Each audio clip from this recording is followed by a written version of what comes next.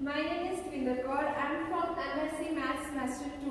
So today I am going to give a seminar on pointwise convergence and uniform convergence of a sequence of function, which is of real analysis semester 2. So सबसे पहले हम बात करेंगे pointwise convergence की. इसकी definition करेंगे हम. इसकी डेफिनेशन स्टार्ट होती है, हमने सीक्वेंस ऑफ फंक्शन की करनी है. तो पहले हम सीक्वेंस ऑफ फंक्शन लेंगे f1. Let f1 be a real valued function which is defined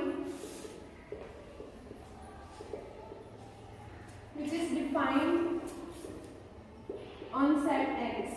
यानी इसकी डोमेन जो है वो सेट x है. Then f1 जो सीक्वेंस है it will converge pointwise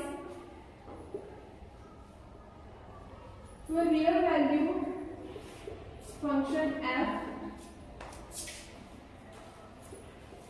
such that for given epsilon greater than 0 there exists integer m which is dependent on x and epsilon both.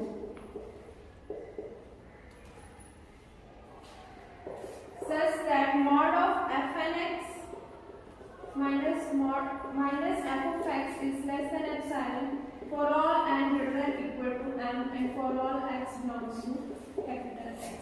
तो हमारे पास एक सीक्वेंस होता है रियल वैल्यू फंक्शन का f जो कि सेट x पे डिफाइंड है. ठीक है, तो वो पॉइंटवाइज कन्वर्ज होगा f पे for given epsilon greater than 0. हमने एक इंटीजर लिया m जो x और एप्सिलॉन दोनों पे डिपेंड करेगा.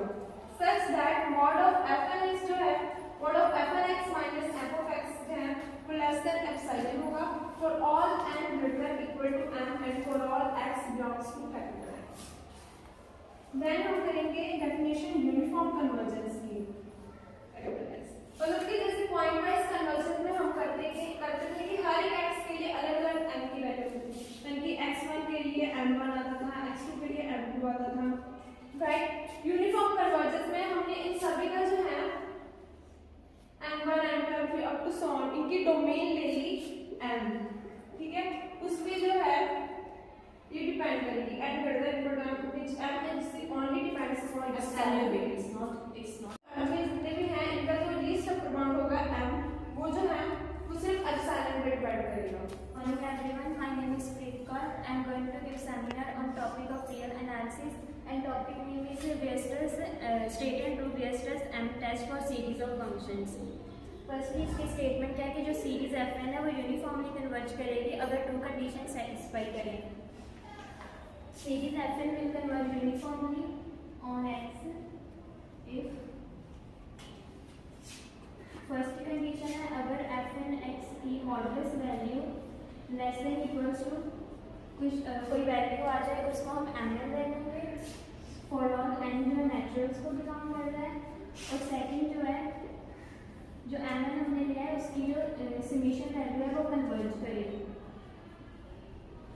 और अब इसका प्रूफ कॉची क्राइटेरिया हमने किया था for a series of function. उसमें था कि अगर मॉड fn प्लस 1x और up to fn plus p तक जो वैल्यूज जाती हैं वो लेस देन एप्सिलॉन होती है. वो कॉची क्राइटेरिया हम यहाँ पर यूज़ करेंगे.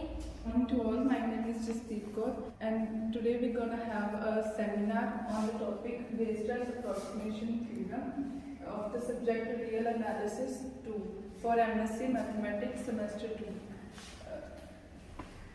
Let f be a continuous function defined on interval ab, then there exists a sequence of polynomials which converges to f on interval ab.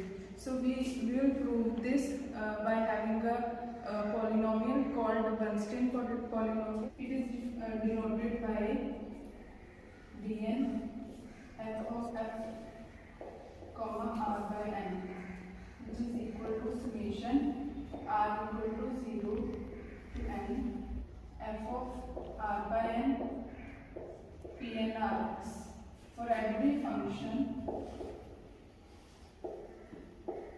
f जिसकी domain जो है 0 1 इंटरवल ले रहे हैं हम इंटरवल की जगह पे 2r। अब हमें प्रूव करना है कि ये जो है कन्वर्ज करती है f को। तो बेसिकली प्रूव क्या करना है, f of x minus bn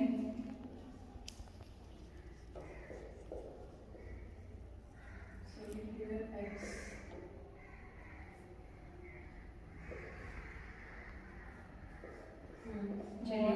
less than epsilon for all n greater than equal to m and for all x. We are taking here interval 0 1. Now f जो है continuous है, statement में बोला था कि जो f है कंटिन्यूअस फंक्शन है। किस इंटरवल पे? 0 1 इंटरवल पे। तो 0 1 भी कंटिन्यूअस एंड बाउंडेड है, इसका मतलब जो fx है वो भी बाउंडेड होएगा और जिसको हमने मान लिया less than equal to m/2।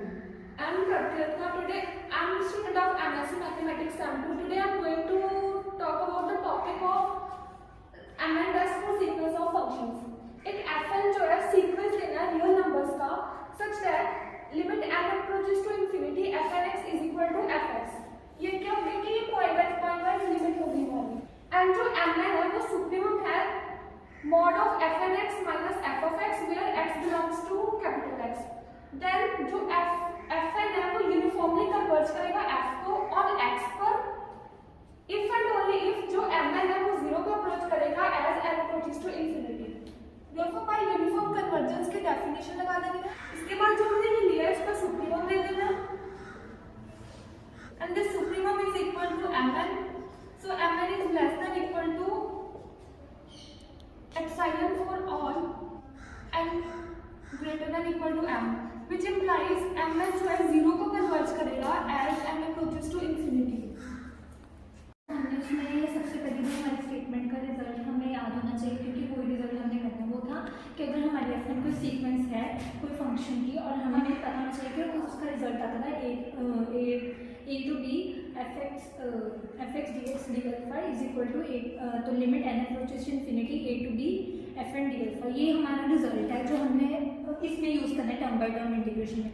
तो टर्म बाई टर्म इंटीग्रेशन होती है, सबसे पहले कोई एफ एन जो है होता है हमारा कोई फंक्शन है सीक्वेंस का, लिमिट ली है N is equal to 1 to infinity F N X, क्योंकि हमारा एफ एन एक्स जो है विच सीक्वेंस ली है हमने फंक्शन की।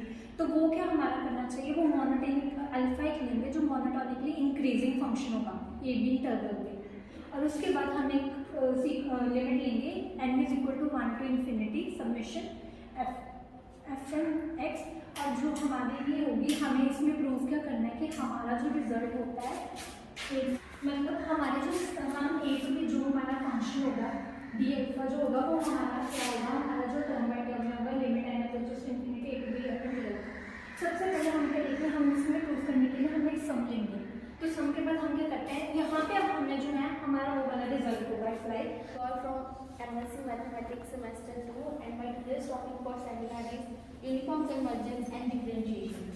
Statement is if sequence fn is a sequence of differentiable function, if sequence fn converges at point x0 belongs to closed interval ab and fn dash x converges uniformly to f, then sequence fnx converges to f on closed interval ab and f dash x is equals to limit n approaches to infinity fn dash x. इसका मतलब ये है कि अगर हमारे पास कोई sequence है जो डिफरेंशिएबल फंक्शन है हमारे पास और वो किसी x0 पॉइंट पर कन्वर्ज कर रहा है और उसका डेरिवेटिव भी हमारे पास जो है वो कन्वर्ज कर रहा है यूनिफॉर्मली टू f, देन जो हमारे पास सीक्वेंस है डिफरेंशिएबल फंक्शन का वो भी f को कन्वर्ज करेगा उसी इंटरवल पर, और जो डेरिवेटिव होगा वो हमारे पास होगा derivative of function is equals to limiting value of the derivative of function converge कर रहा है यूनिफॉर्मली। और अगर ये कन्वर्जेंट है तो हमारे पास जो सीक्वेंस है f का x वो f को कन्वर्ज करेगा और हमारे पास ये रिजल्ट भी होल्ड है। Good afternoon everyone, I am Priya from MSc Maths Semester 2. Today I am here to give a seminar on uniform convergence and integration. इसकी स्टेटमेंट हमें बताती है कि हमने अल्फा लिया जो कि मोनोटोनिकली इंक्रीजिंग है ए बी पर, और हमने सपोज किया कि जो एफ एन है वो आर एस इंटेग्रेबल है ऑन ए बी, एंड जो एफ एन है वो एफ को यूनिफॉर्मली कन्वर्ज कर रहा है, एंड देन हमने प्रूव करना है कि एफ जो है वो आर एस इंटेग्रेबल है ए बी पर, एंड जो हमारे पास integration of sequence of function is equal to limiting value of integration of function. सबसे पहले इसका हम प्रूफ देखते हैं। इसमें हम एम एन कैसे यूज करेंगे। M n is equal to supremum of mod of f n x minus f of x। जब हमें इसकी सुप्रीमम वैल्यू मिल जाती है तो हम इसको F N X minus F of X less than और इक्वल टू एम हो जाता है। इसको हम ऐसे लिख सकते हैं F X minus F N X which is less than और इक्वल टू एम। इसके बाद हम इसका मोड खोलेंगे, और हमने इसका मोड खोलकर जो एफ एन है वो हमने थ्रू आउट माइनस कर देना है, और उसके बाद हमने एफ एन को हमने आर एस इंटेग्रेबल प्रूव करना है। हमारे पास lower upper integral is equal to lower integral होता है। इससे हमारे पास आता है कि एफ जो है वो आर एस इंटेग्रेबल है ए बी पर, और फिर हमने integral a to B f d f का is equal to limit N approaches to infinity integral a to